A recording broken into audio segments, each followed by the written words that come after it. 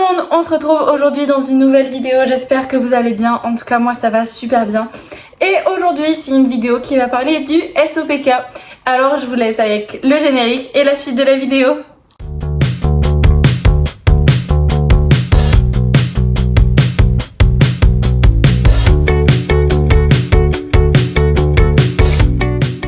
Donc comme je vous l'ai dit avant le générique, la vidéo aujourd'hui va parler du syndrome des ovaires polykystiques, donc le SOPK. Alors tout d'abord le SOPK, donc comme je vous l'ai dit, c'est le syndrome des ovaires polykystiques. Ça peut toucher environ une femme sur 10, donc c'est déjà énorme. Mais ça reste très mal compris pour beaucoup, que ce soit par beaucoup de femmes, par beaucoup de médecins, par les hommes. Enfin voilà, c'est une pathologie qui est encore très mal comprise à l'heure actuelle. Et on va vite fait redéfinir le SOPK. Donc le SOPK c'est le syndrome des ovaires polykystiques comme je vous l'ai dit, donc ça touche les ovaires. Après le nom est mal choisi parce que ce n'est pas réellement des kystes, ça dépend des femmes mais ce n'est pas réellement des kystes, c'est des fibromes.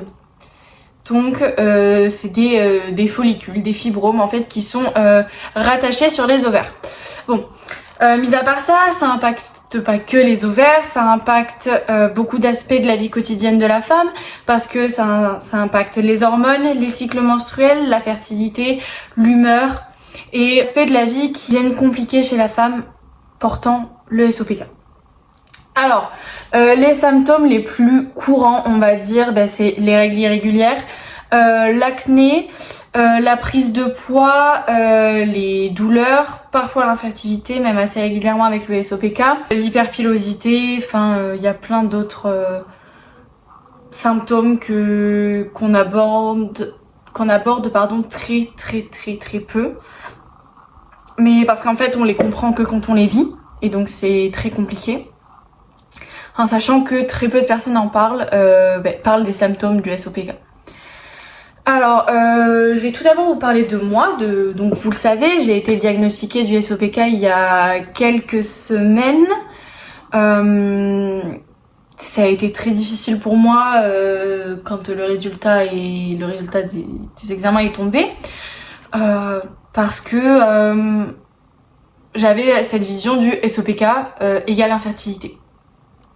Ce n'est pas vrai, ce n'est pas le cas. Ça peut, mais ce n'est pas obligatoire. À l'heure actuelle, je sais pas si je suis fertile ou infertile. Avec les médecins, on a dit que on se pencherait sur la question plus tard. Que pour l'instant là, ça servait à rien que je me prenne la tête avec ça. Mais voilà, ça a été très difficile pour moi d'être diagnostiquée parce que pour moi je suis absolument infertile alors que pas du tout. Heureusement que quelques semaines après la découverte du SOPK, j'ai eu rendez-vous avec ma gynéco parce que sinon je l'aurais très mal vécu. Après, être diagnostiqué d'une quelconque maladie, ça reste compliqué. Et ça reste très compliqué. Alors, pendant longtemps, j'ai eu du mal avec mes symptômes. Enfin, j'ai eu du mal avec mon corps, j'ai eu du mal à me comprendre. Parce que quand j'ai eu mes règles au tout début, donc j'ai eu mes règles, j'avais 12 ans. J'ai eu mes règles qui sont arrivées régulières, dès le début. Elles ont été régulières vraiment pendant 1 an. Mais j'avais des douleurs atroces. Je me souviens que dès la première fois où j'ai eu mes règles, j'ai eu des douleurs atroces. C'est-à-dire que la première fois où j'ai eu mes règles, j'ai dormi pratiquement les 4 jours de mes règles. Parce que j'avais trop mal. Du coup, je me forçais à dormir et tout pour essayer d'évacuer la douleur. Je comprenais pas pourquoi est-ce que j'avais autant mal. J'avais énormément d'acné et je comprenais pas parce que l'acné survenait que quand j'avais mes règles. J'ai commencé à avoir mal quand j'avais pas mes règles, parce qu'à l'époque je savais pas constituer mon ovulation, etc. Mais maintenant je peux vous dire, j'avais mal et j'ai mal durant mon ovulation. Enfin voilà, plein de petits trucs comme ça où je me demandais vraiment pourquoi est-ce que j'avais tout ça, en sachant que quand j'en parlais avec mes copines me disaient ah moi j'ai pas si mal. Moi j'ai pas mal là, moi j'ai pas si, j'avais des règles très abondantes aussi et enfin voilà, c'était quand j'en parlais avec mes copines n'avaient pas la même chose que moi. Quand j'en parlais avec ma famille, on me disait mais t'exagères, t'as pas si mal que ça, les règles c'est pas censé faire mal, moi j'avais pas mal. Enfin voilà, c'était souvent du moi je. et mais en fait t'exagères, c'est rien, ou c'est normal d'avoir mal. En fonction des personnes, le discours changeait énormément et donc je ne me comprenais pas. Et maintenant j'ai enfin compris, l'acné, alors là, visible, je vais avoir mes règles demain ou dimanche. Et du coup, regardez, j'ai de l'acné qui commence à arriver au niveau du menton. Ça se voit pas, mais un petit peu ici au niveau des joues, là je suis maquillée donc ça se voit pas trop. J'ai un bouton sur le nez qui se voit pas parce que j'ai mis de l'highlighter. Mais enfin voilà, je commence à avoir de l'acné parce que je vais avoir mes règles. Et en fait, mon acné est situé au niveau du menton et au niveau des joues la plupart du temps. Et c'est là que je sais que c'est de l'acné hormonal. Après, le SOPK impacte aussi nos émotions, en tout cas les miennes.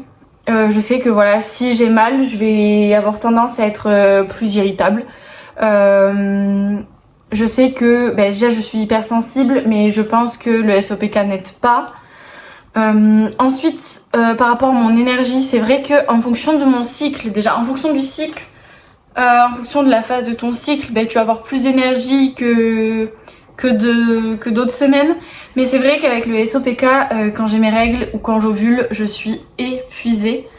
Parce que mon corps travaille beaucoup trop et parce que j'ai mal et donc mon corps s'affaiblit. Je sais que ça affecte aussi mes relations avec les autres, c'est-à-dire que avec Nino notamment, je sais que quand j'ai mal ou quand mentalement ça va pas à cause du SOPK, en fait j'ai tendance à m'en prendre plus facilement à lui. Le SOPK c'est un processus, le SOPK, toutes les maladies je pense, c'est un long processus et un long chemin d'acceptation. Parce que c'est dur de vivre avec une maladie, même si là le SOPK en l'occurrence c'est pas fatal.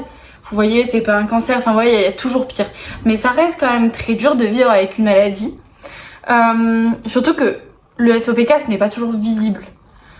C'est-à-dire que j'ai souvent l'impression que les gens ne me comprennent pas. C'est-à-dire que parfois je suis fatiguée, parfois j'ai mal, parfois je ne peux pas tenir debout très longtemps sans avoir la tête qui tourne, avoir des bouffées de chaleur, avoir mes jambes qui me lâchent tellement la douleur est trop forte et pourtant les gens ne s'en rendent pas compte.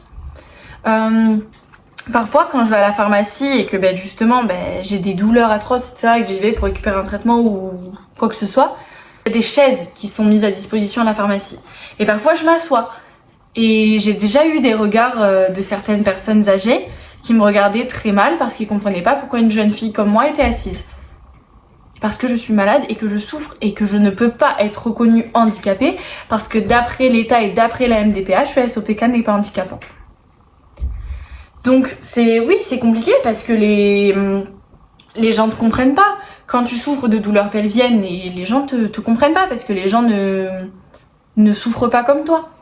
Après voilà, il y a aussi des symptômes comme la prise de poids qui peut arriver ou le manque d'énergie. En fait la prise de poids en fait découle du manque d'énergie parce qu'avec les douleurs, comme je vous ai dit, voilà, parfois on est épuisé parce que notre corps n'arrive plus à suivre. Et en fait d'être épuisé, en fait tu vas être plus souvent assis, plus souvent allongé, tu vas avoir des fringales, des envies de telle ou telle nourriture, tu vas avoir envie de réconfort parce que t'as mal, alors tu vas manger ci, tu vas manger là. Et donc mine de rien tu prends du poids si tu manges et que si tu manges n'importe quoi et que tu fais pas d'activité physique. Donc ça découle simplement du mal-être intérieur. Ensuite, on a aussi le fait que ce soit vraiment pas facile à expliquer. Les gens ne comprennent pas et c'est le plus dur en fait. Excusez-moi, mais la caméra, ouais, bon. Les gens ne comprennent pas et c'est l'une des choses les plus compliquées dans les maladies. C'est que t'es là, tu souffres ou t'as une réaction comme ci ou comme ça à cause de la maladie ou à cause de ça. Et les gens ne comprennent pas, c'est-à-dire que tu te sens constamment jugé et tu te sens constamment différent. Parce qu'en plus le SOPK, comme je vous disais, voilà, c'est perçu comme quelque chose de pas grave, c'est pas fatal. C'est pas si grave en fait, c'est pas fatal, tu vas pas en mourir du SOPK. Peut-être pas, mais la réalité est bien différente parce que le SOPK est souvent minimisé. Même moi je le minimise parce que j'ai l'impression que je suis pas légitime. Oui certes j'ai le SOPK, oui certes je souffre, oui je suis malade, c'est handicapant dans ma vie de tous les jours, oui je suis d'accord. Mais il y a pire. Donc je minimise moi-même ma maladie. Et donc à partir de ce moment-là, oui, c'est compliqué. Parce qu'après, quand les gens ont cette vision du SOPK, oui, bon, c'est... T'as des règles douloureuses, t'as des règles irrégulières et t'es infertile. Oui, mais non, ça va plus loin. Il n'y a pas que ça. T'as des problèmes digestifs, t'as des problèmes de transit, t'as de l'acné, t'as de l'hyperpilosité, t'as un excès d'hormones masculines. Enfin, le SOPK, ça ne se limite pas qu'aux règles irrégulières et à l'infertilité. Absolument pas. Et c'est la chose qui est la plus compliquée à comprendre pour les autres. Et surtout pour les hommes. Après, ce qu'on vous dit pas avec le SOPK, c'est que tous les jours, ça peut être une lutte contre certains symptômes. C'est-à-dire que tel jour, tu vas avoir mal, mais tel jour, tu vas avoir de l'acné. Tel jour, tu vas avoir des problèmes de transit. Tel jour, tu vas être ballonné. Tel jour, tu vas avoir la diarrhée. C'est très, très, très compliqué. Tel jour, tu te lèves, t'as tes règles alors que t'étais pas censé les avoir. Puis, un jour, tu mets ta protection comme d'habitude et finalement, ton flux aujourd'hui, il est plus présent que d'habitude et donc ça déborde et tu te retrouves avec une tache alors que t'es pas chez toi. Enfin, c'est une lutte constante. Et c'est une lutte constante envers le regard des autres. Parce que, moi je l'avoue, hein, l'Eurostime, cet été, je sais pas comment je vais faire parce que j'ai honte de l'avoir sur moi. Alors, je vous en ai fait des vidéos sur TikTok, je vous ai montré comment je le mettais, etc. C'est pas un problème, mais j'ai honte de me balader dehors avec. C'est-à-dire que je connais des personnes qui le mettent à la cheville pour les mêmes symptômes. Et moi, en fait, j'ose pas le mettre à la cheville parce que la plupart du temps, je suis en robe. Je me mets pratiquement tout le temps en robe, c'est mes tenues préférées. Alors, comment est-ce que les gens vont réagir en voyant, que j'ai quelque chose sur la cheville, j'ai un appareil sur la cheville. Moi, c'est un truc où j'ai peur. Pas du regard des autres, mais j'ai peur que les gens se disent « Ah, mais elle est handicapée. » Genre « Ah, mais elle a un problème. Ah, mais elle est malade. Oh, on dirait pas. » Vous voyez ce que je veux dire? Enfin, c'est compliqué. Puis en fait, il y a peu de gens qui comprennent à quel point c'est épuisant de vivre avec le SOPK au quotidien. Genre moi, mes frères, je sais qu'ils comprennent pas. Parce que parfois, je suis pas capable de mettre la table ou parfois, je suis pas capable de monter les escaliers sans aide, etc. Et mes frères ne comprennent pas. Parce que c'est des garçons. Et que, bon, après, ils sont adolescents, donc ils font pas d'efforts. Mais c'est compliqué de vivre avec le SOPK. Parce que, parfois, ça peut avoir de conséquences sur l'estime de soi. Parfois, moi, je me dis, mais en fait... je m'énerve. Je suis pas capable de marcher jusqu'aux toilettes toute seule. Je suis même pas capable de me lever du lit parfois. Alors oui, l'estime de soi, parfois, c'est très très compliqué. Et surtout à l'adolescence. Moi, à l'heure actuelle, j'en sors petit à petit de l'adolescence. Mais c'est pas parce que j'ai été diagnostiquée il y a quelques mois, même pas, il y a un mois de ça, que mon SOPK, je l'ai que depuis un mois. Je l'avais depuis toujours. Et c'était compliqué parce que déjà que tu te sens pas à l'aise avec ton corps. Imagine d'avoir le ventre qui gonfle au moins 2 à 3 semaines dans le mois. Moi, je comprenais pas. Surtout que je faisais de la danse classique à l'époque. Alors ma prof de danse, elle qui savait pas non plus, parce que moi-même je savais pas, qui me disait « rentre le ventre, rentre le ventre ». Et moi je savais, mais je le rentre au maximum en fait, il est gonflé, je sais pas pourquoi. Parfois je pouvais pas me rendre à la danse parce que j'avais trop mal au ventre. Et ça me faisait mal aux hanches, etc. Enfin, c'est très très très très compliqué.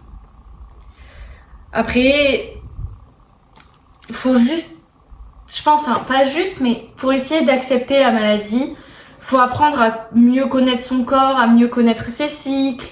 Et je pense sincèrement que c'est une étape qui est cruciale.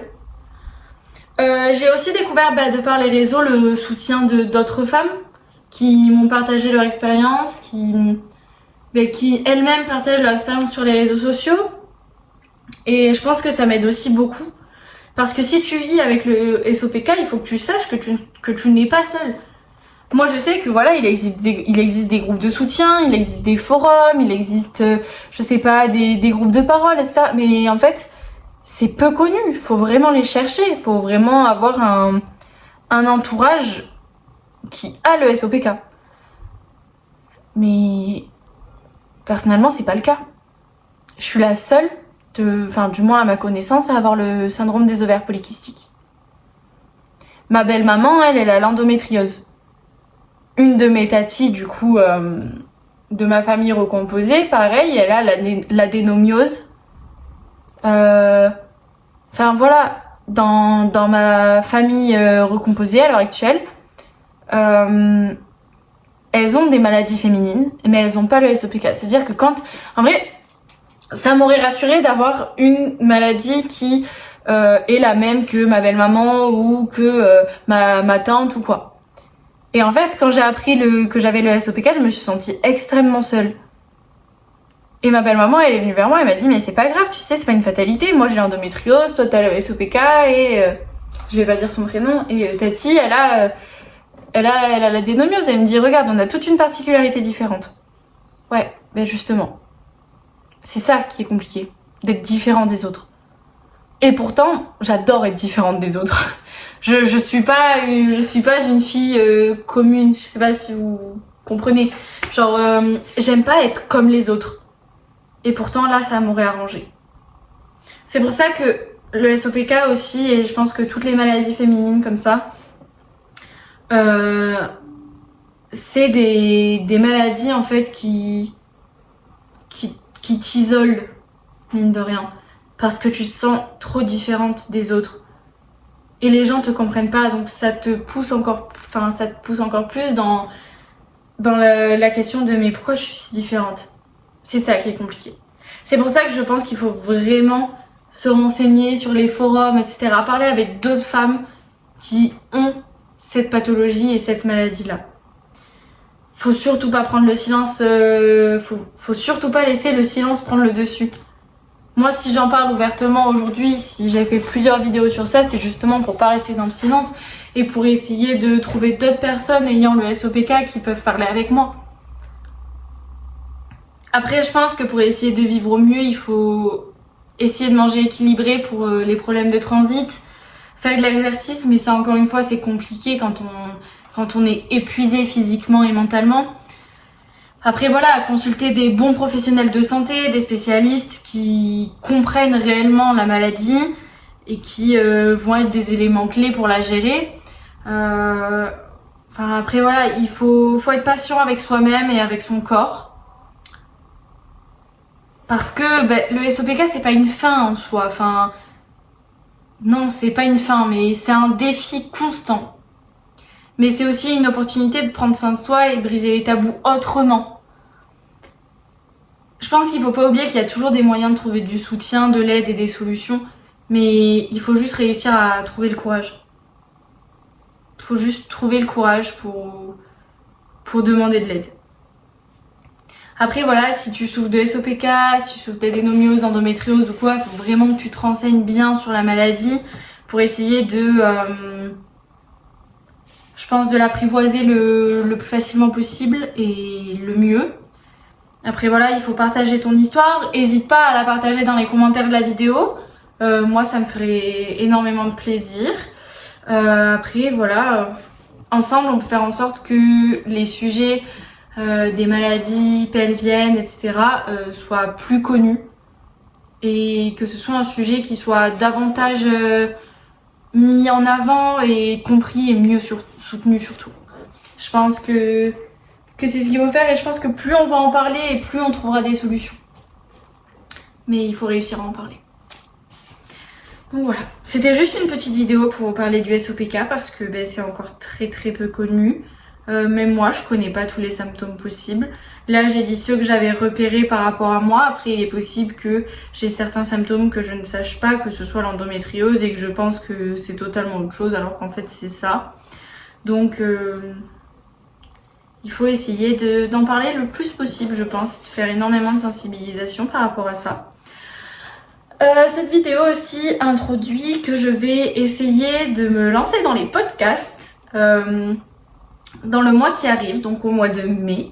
Je sais pas vraiment quand, je sais pas comment, mais j'ai déjà plein d'idées, j'ai déjà bien avancé. Il faut juste que maintenant je trouve le courage et le temps d'enregistrer le premier épisode du podcast et le poster. Je sais pas sur quoi je le poste. Peut-être sur Spotify, peut-être aussi sur YouTube. Je sais pas s'il y a d'autres applications pour les podcasts. Mais voilà, j'adorerais faire un podcast. Ça parlerait des femmes en général. Ce serait quelque chose de féministe. Ça parlerait de nous, de nos maladies. Donc du SOPK, de l'adénomiose, de l'endométriose, du syndrome de congestion pelvienne, de tout ça. Ça parlerait aussi de dépression, de troubles du comportement alimentaire, d'anxiété, etc. Parce que nous les femmes, nous sommes plus sujettes à en faire et à en être victimes de toutes ces pathologies, mentales. Voilà, j'aimerais parler aussi d'histoire, de l'histoire de la femme, parce qu'on parle beaucoup de l'histoire de l'homme, mais l'histoire de la femme, nous sommes extrêmement importantes à l'heure actuelle, et nous l'avons été depuis des siècles et nous le serons toujours, parce que sans nous, la vie n'existerait pas. Les hommes peuvent dire quoi que ce soit, mais c'est nous qui portons la vie. C'est nous qui allaitons les enfants, c'est nous qui les accouchons, c'est nous la plupart du temps qui les élevons. Même si oui, je vous l'accorde, il y a de très très bons papas et des papas qui élèvent seuls leurs enfants. Et ce sont vraiment des warriors. Mais là, je veux pas parler des hommes, je veux qu'on parle de nous. Et je veux nous mettre en lumière parce que nous sommes sacrés, nous sommes toutes des déesses. Nous sommes fortes et c'est aussi pour ça que je parle du SOPK, que je parle de ma vie, que la semaine dernière j'ai fait cette vidéo sur mon passé et sur mes maladies mentales.